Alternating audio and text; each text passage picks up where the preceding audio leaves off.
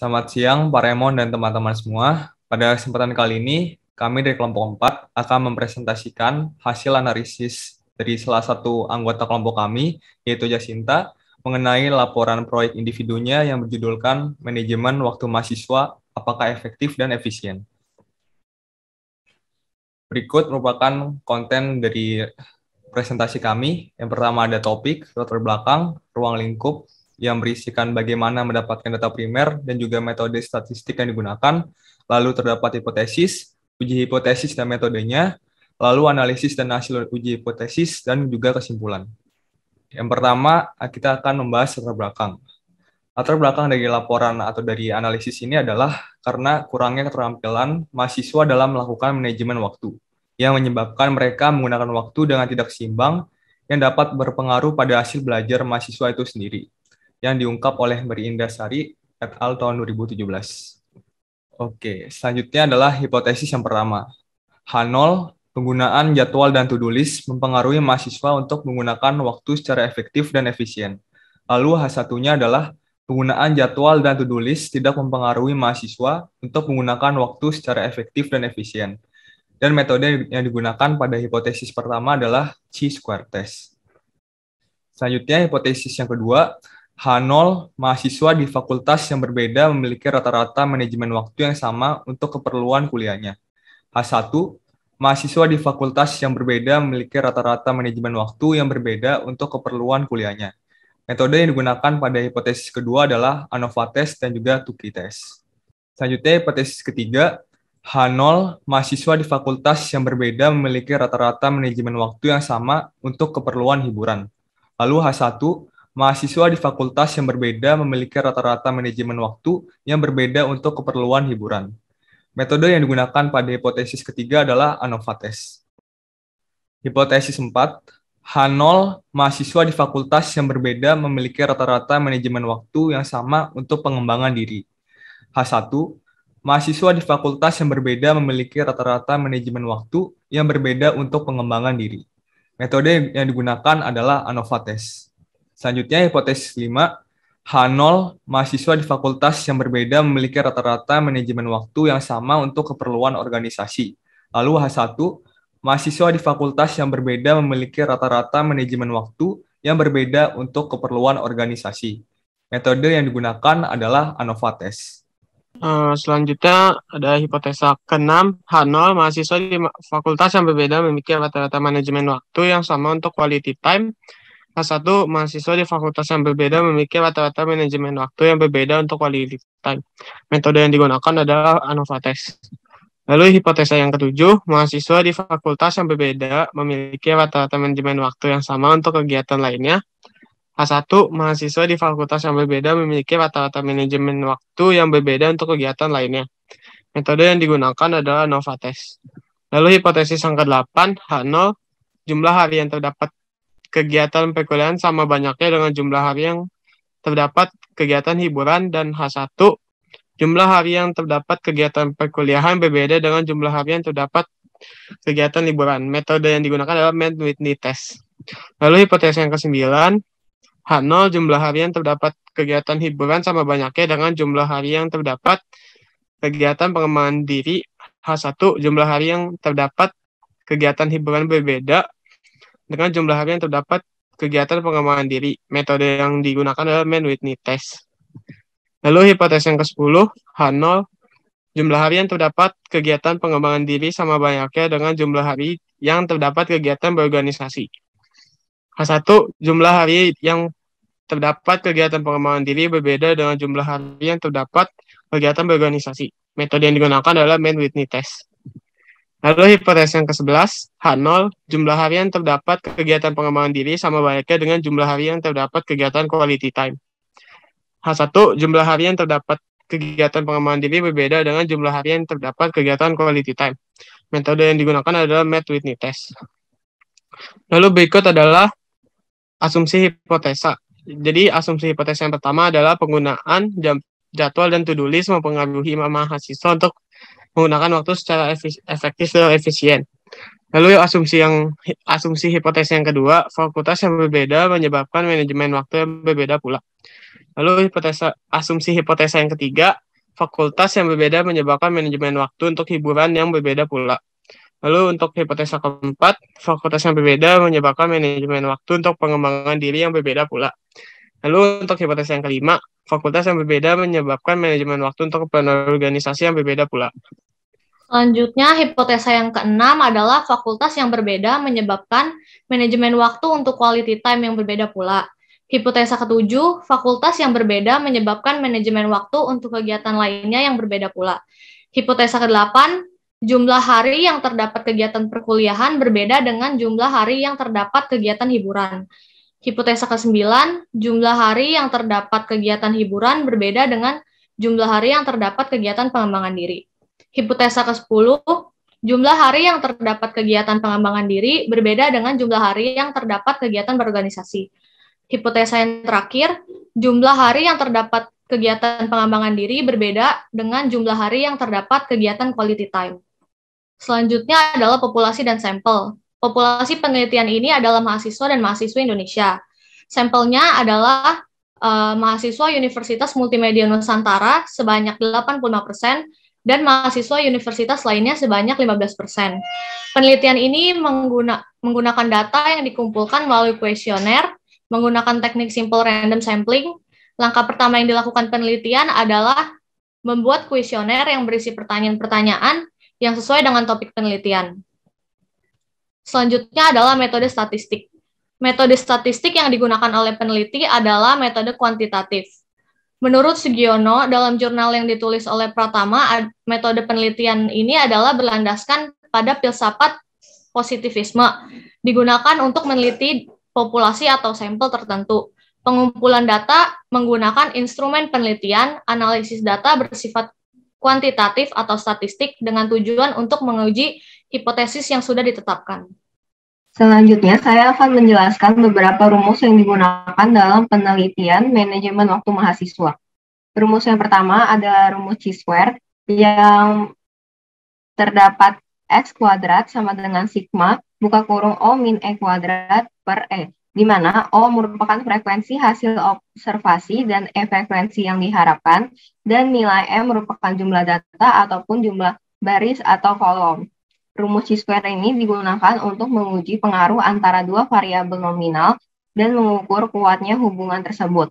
Oleh karena itu, kami menggunakan ini pada hipotesa 1 yang menjelaskan penggunaan jadwal dan to-do list mempengaruhi ataupun tidak mempengaruhi mahasiswa dalam menggunakan waktu secara efektif dan juga efisien. Next, yang kedua ada rumus yang digunakan. Yang digunakan adalah rumus ANOVA, bisa dilihat pada slide untuk rumus lebih jelasnya. Dan saya akan menjelaskan maksud dari SST adalah total sum of squares, SSC adalah treatment sum of squares, SE merupakan error sum of squares, I merupakan penggunaan min, dan juga J merupakan treatment level. C merupakan number of treatment level, NJ merupakan jumlah kelompok atau grup, X merupakan min keseluruhan atau rata-rata besar, XJ merupakan min seluruh grup ataupun kelompok, dan juga SI merupakan individu value ataupun data. Jadi rumus ANOVA ini digunakan untuk membandingkan min antara 3 data ataupun 3 variabel atau lebih dari suatu kelompok. Oleh karena itu kami menggunakan pada hipotesa 2-7, di mana ini akan membahas antara rata-rata manajemen waktu yang digunakan untuk keperluan kuliah, keperluan hiburan, pengembangan diri, keperluan organisasi, quality time, serta kegiatan lainnya. Selanjutnya ada rumus yang ketiga, yaitu adalah rumus regresi linear. Bisa dilihat pada slide untuk rumus lebih jelasnya. Saya akan menjelaskan lebih detail ya. X merupakan nilai variabel yang independen, Y merupakan nilai variabel dependen, B0 merupakan konstanta, B1 merupakan koefisien regresi variabel linear. Jadi rumus regresi linear ini digunakan untuk menghitung variabel dependen dengan memperhatikan penambahan variabel independen. Sesuaikan dengan namanya, maka regresi linear ini rumusnya digunakan pada bagian regresi linear. Selanjutnya, rumus yang keempat, terdapat Mann-Whitney U-test. Seperti yang tertera pada slide, bisa dilihat untuk rumusnya. U merupakan nilai uji Whitney, N merupakan nilai sampel, W merupakan jumlah ranking setiap sampel dalam suatu variabel. Jadi, rumus Whitney ini digunakan untuk menguji kesamaan dua populasi independen. Digunakan pada hipotesa 8-11 di mana dia membahas antara jumlah hari dengan perkuliahan, hiburan, pengembangan diri, kegiatan berorganisasi, serta quality time. Selanjutnya adalah hasil uji hipotesis 1. Hasil uji hipotesis bisa dilihat di gambar seperti berikut dengan hasil X-square 6,39771, degree of freedom 2, p-value dengan nilai 0,04082. Hasil p-value lebih kecil dibanding alpha, yaitu 5%.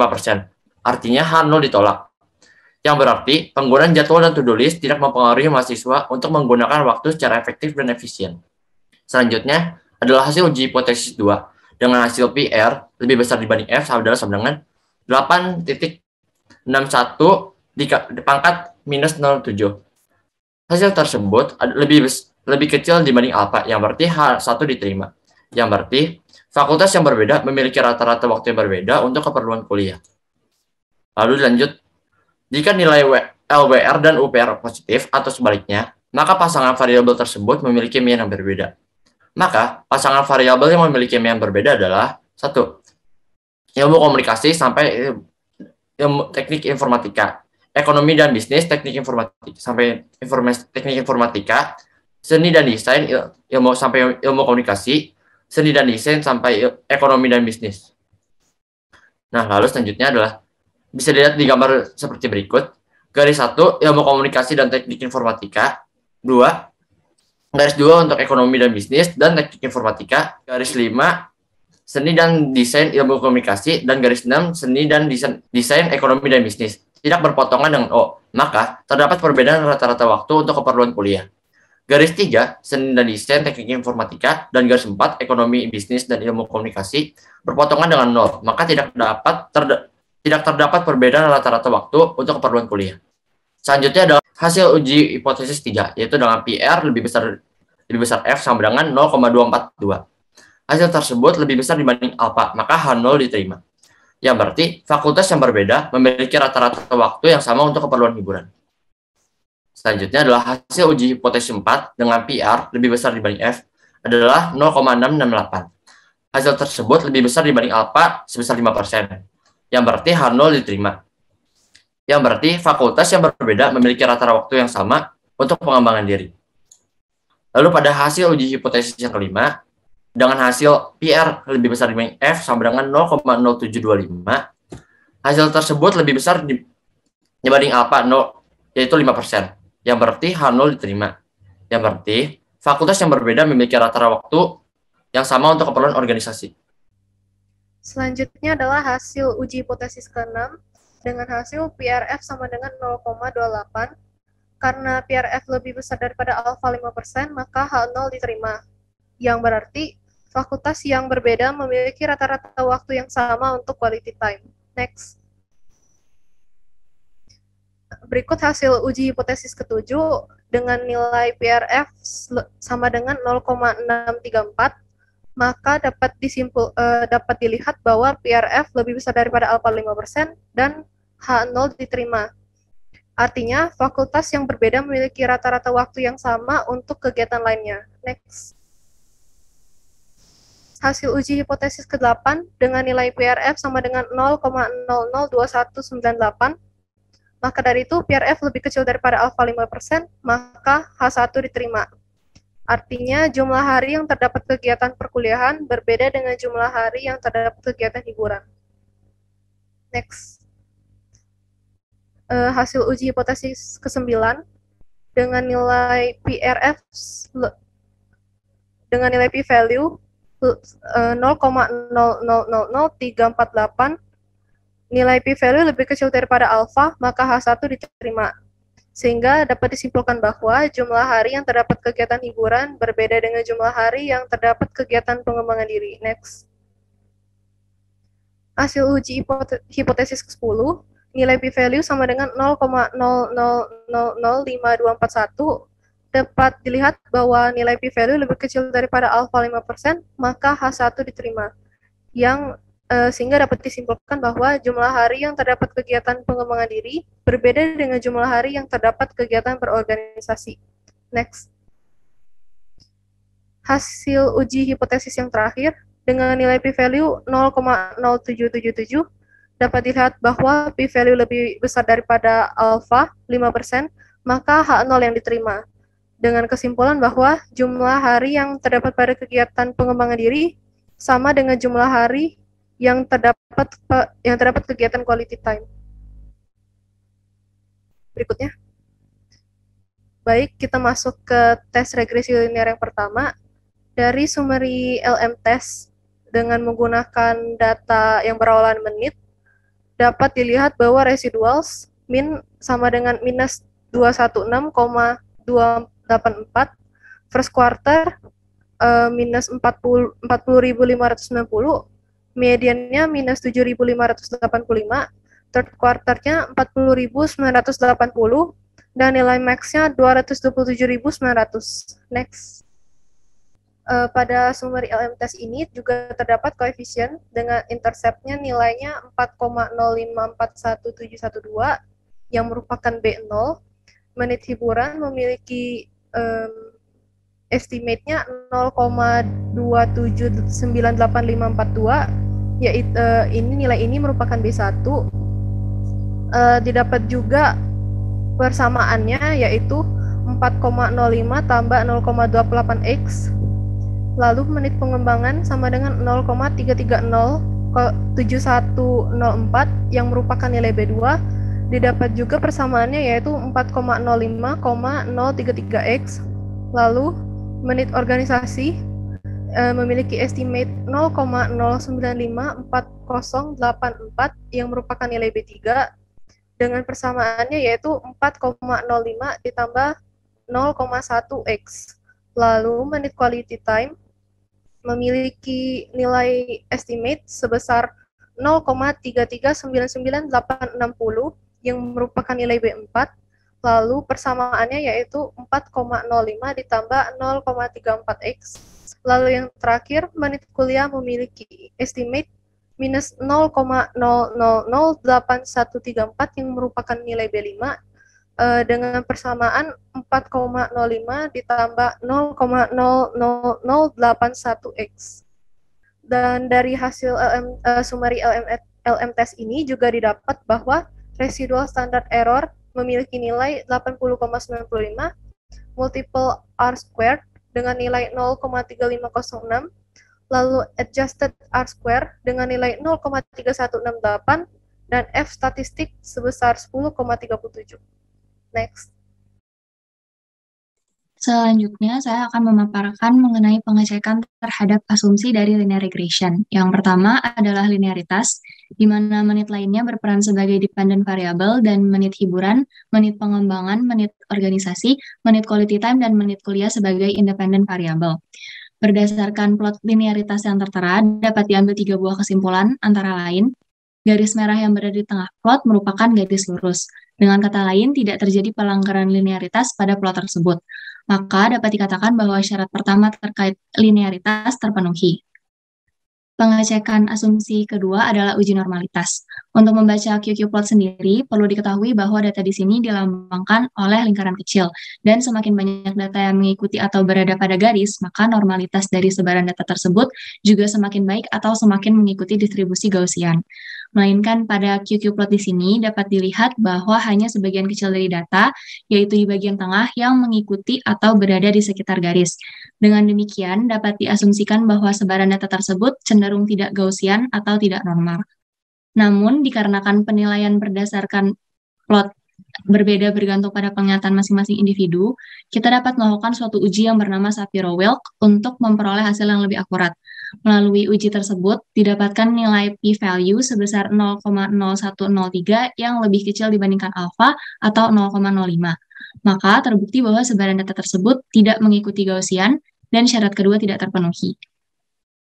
Selanjutnya, terdapat uji homoskedastisitas. Nah, apa sih yang dimaksud dengan homoskedastisitas? Homoskedastisitas adalah kondisi di mana nilai residu pada tiap nilai prediksi bervariasi dan cenderung mempunyai variasi yang konstan. Lawan dari homoskedastisitas itu sendiri adalah heteroskedastisitas. Biasanya plot dari homoskedastisitas itu terdiri dari sekumpulan lingkaran kecil atau data beserta dengan garis yang lurus dari ujung kiri hingga kanan. Hal tersebut menandakan adanya varians yang konstan. Sedangkan heteroskedastisitas adalah bentuk lain yang bukan merupakan garis lurus. Kemudian, apabila plot yang digunakan menghasilkan hasil yang ambigu dan tidak dapat didefinisikan secara jelas, maka dapat dilakukan B/B test. P-value sebesar 0,1087 yang lebih besar daripada alfa atau 0,05 menandakan bahwa sebaran data mempunyai varians residual homoskedastisitas dan syarat ketiga terpenuhi. Asumsi lain yang perlu dilakukan adalah pengecekan outliers. Outliers secara sederhana dapat diartikan sebagai data yang sangat berbeda jauh dengan observasi lainnya. Berdasarkan plot yang dipaparkan, terlihat bahwa semua data masih berada dalam batas Cook distance atau garis merah putus-putus, dan tidak ada influential point yang serius. Maka syarat keempat juga terpenuhi. Yang terakhir ada uji autokorelasi dengan p-value bernilai 0,007804 yang lebih kecil daripada alfa atau 0,05. Dapat disimpulkan bahwa terdapat autokorelasi dan syarat kelima tidak terpenuhi. Berikutnya, kita akan membahas mengenai uji regresi linear yang kedua terkait dengan hari lainnya sebagai dependent variable dan hari hiburan, hari pengembangan, hari organisasi, hari quality time, dan hari kuliah sebagai independent variable. Berdasarkan hasil summary LM test, didapatkan berbagai data sebagai berikut. Yang pertama, di bagian residuals terdapat min sebesar minus 3,8897, first quarter sebesar minus 1,1244, median atau nilai tengah sebesar min 0,3168, third quarter sebesar 0,7746, dan max sebesar 5,4194. Kemudian, di bagian koefisien terdapat intercept sebagai B0 sebesar 0,20328, hari hiburan atau B1 sebesar 0,15735, hari pengembangan atau B2 sebesar 0,34873, hari organisasi atau B3 sebesar 0,01419, hari quality time atau B4 sebesar minus 0,05609, dan hari kuliah atau B5 sebesar 0,04031. Nah, di bagian tengah slide ini merupakan equation dari seluruh hari yang telah dibahas, dengan arti 0,20 hari lainnya disertai dengan penambahan masing-masing proporsi dari hari yang berkoresponden. Dengan kata lain, setiap nilai X bertambah 1, maka intercept juga akan bertambah. Untuk selanjutnya, ada residual standard error yang dapat dikatakan sebagai sigma atau simpangan baku, dan pada kasus ini bernilai 1,998. Multiple R-square yang digunakan saat data bersifat tetap adalah sebesar 0,2099 atau 21% dari variabilitas dalam hari lainnya dapat dijelaskan oleh nilai dalam independent variable. Sedangkan adjusted R-squared adalah sebesar 0,1687 atau 17% yang digunakan saat data terus bertambah. Yang terakhir terdapat F statistik yang bernilai 5,099. Selanjutnya dilakukan dengan pengecekan asumsi. Yang pertama adalah pengecekan linearitas. Pada gambar plot tersebut dapat dilihat bahwa garis merah di tengah menyerupai garis lurus, sehingga dapat disimpulkan bahwa tidak terjadi pelanggaran linearitas. Maka syarat pertama terpenuhi. Next. Berikutnya adalah uji normalitas, di mana pada gambar plot tersebut dapat dilihat bahwa data yang dilambangkan dengan bulat-bulat hanya sedikit yang mengikuti garis lurus. Hal ini mengindikasikan bahwa data tidak Gaussian atau tidak normal. Namun, hanya dengan melihat plot ini masih belum cukup untuk membuktikan bahwa datanya tidak normal. Maka dari itu akan dilakukan tes lebih lanjut dengan menggunakan Shapiro test. Dari hasil tes yang telah dilakukan, p-value bernilai 0,0001816. Dikarenakan p-value kurang dari alfa 5%, dapat disimpulkan bahwa data tidak mengikuti distribusi Gaussian, sehingga syarat kedua tidak terpenuhi. Selanjutnya dilakukan uji asumsi dengan uji homoskedastisitas. Pada plot tersebut, tidak dapat didefinisikan apakah data homoskedastik atau heterokedastik. Maka dilakukan tes lebih lanjut untuk mendapatkan hasil yang lebih akurat. Dari hasil Borshpagan test, Diperoleh nilai p-value sebesar 0,002579. Dikarenakan p-value kurang dari alfa, maka dapat disimpulkan bahwa varians residual heterokedastis, sehingga syarat ketiga tidak terpenuhi. Plot terakhir yaitu dilakukan untuk melakukan pengecekan outlier. Pada gambar plot tersebut, dapat dilihat bahwa tidak ada data yang berada di luar batas Cook distance atau garis merah putus-putus, dan tidak ada influential point yang serius. Maka syarat keempat terpenuhi.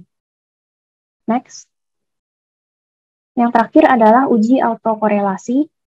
Dari hasil Durbin-Watson test tersebut, p-value bernilai 0,06828. Dikarenakan p-value lebih besar dari alfa, maka dapat disimpulkan bahwa tidak terdapat autokorelasi, sehingga syarat kelima terpenuhi. Dari hasil penelitian ini, dapat diperoleh 8 poin sebagai kesimpulan. Yang pertama, penggunaan jadwal dan to-do list mempengaruhi efektivitas dan efisiensi manajemen waktu mahasiswa. Yang nomor 2, mahasiswa dengan jurusan yang berbeda memiliki porsi penggunaan waktu yang berbeda untuk keperluan kuliah. Ketiga, mahasiswa dengan jurusan yang berbeda memiliki porsi penggunaan waktu yang sama untuk hiburan, kegiatan pengembangan diri, kegiatan berorganisasi, quality time, dan kegiatan lainnya. Yang keempat, waktu untuk kegiatan lainnya akan berkurang jika waktu untuk perkuliahan bertambah. Selanjutnya, waktu untuk kegiatan lainnya akan bertambah jika waktu untuk hiburan, kegiatan pengembangan diri, kegiatan berorganisasi, dan quality time bertambah. Yang keenam, hari yang terdapat kegiatan lainnya akan berkurang jika hari quality time bertambah.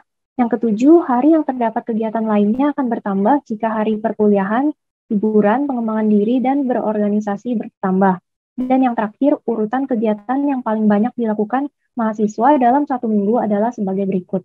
Perkuliahan, hiburan, pengembangan diri, dan quality time, kemudian organisasi. Demikian hasil presentasi kelompok kami mengenai efektivitas dan efisiensi manajemen waktu mahasiswa. Sekian dan terima kasih.